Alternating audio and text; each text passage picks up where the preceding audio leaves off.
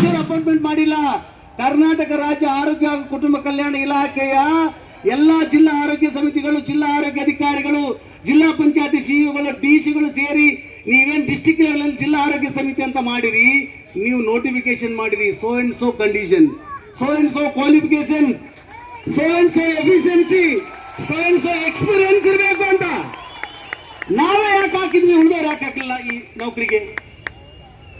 ನೀವೇನ್ ನೋಟಿಫಿಕೇಶನ್ ಮಾಡಿ call for ಮಾಡಿದ್ರಿ, ಅದು ಅಧಿಕೃತ. ಆ ಕಾಲ್ ಫಾರ್ಮ್ ಅಲ್ಲಿ ಇಟ್ಟಂತ ಎಲ್ಲ ಕಂಡೀಷನ್ ನಾವು ಫುಲ್ಫಿಲ್ ಮಾಡಿದೀವಿ. ಆಕ್ಚುಲಿ ನಾವು ಕ್ವಾಲಿಫೈಡ್ ಅಂತ. ಅದಲ್ಲದೆ ಲಿಖಿತ ಪರೀಕ್ಷೆಗಳು, ಮೌಖಿಕ ಸಂದರ್ಶನಗಳು, ಆಮೇಲೆ ಬಹಳ ಇಂಪಾರ್ಟೆಂಟ್ ಆಗಿದ್ರಲ್ಲಿ ಒಂದು ವಾದ ಇದೆ. ಉಮಾದೇವಿ ಪ್ರಕರಣ ಅಂದ್ರೆ, ಉಮಾದೇವಿ ಪ್ರಕರಣ ಅಂತ ಈ ಹೆಸರು ಇನ್ಮೇಲೆ ಜಾಸ್ತಿ ಕೇಳ್ತೀರಿ ನೀವು. ಉಮಾದೇವಿ ಪ್ರಕರಣ ಅಂದ್ರೆ ಸುಪ್ರೀಂ ಕೋರ್ಟ್ ನಲ್ಲಿ ಒಂದು ಜಡ್ಜ್ಮೆಂಟ್ ಆಗಿದೆ ಉಮಾದೇವಿಯವರ ಒಂದು ಇಶ್ಯೂ ಮೇಲೆ. ಅದರ ಪ್ರಕಾರ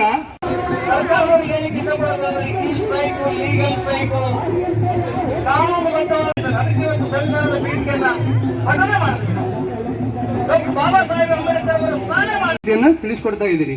ತಿಳ್ಕೊಳ್ಳಿ, ಏನಕ್ಕಂದ್ರೆ ನಾವು ಏನಿದೆಯಲ್ಲ ಈ ಮುಷ್ಕರನ್ನ ಮುಂದೂಡಕ್ಕೆ ಕಾರಣ ಇದನ್ನೇ. 15 ತಾರೀಕಲ್ಲಿ ನಾವು ಮಾಡೋದನ್ನ 19 ತಾರೀಕು ಬಂದಿದ್ದು ಇದೇ ಒಂದು ರೀಸನ್ ಅನ್ನ.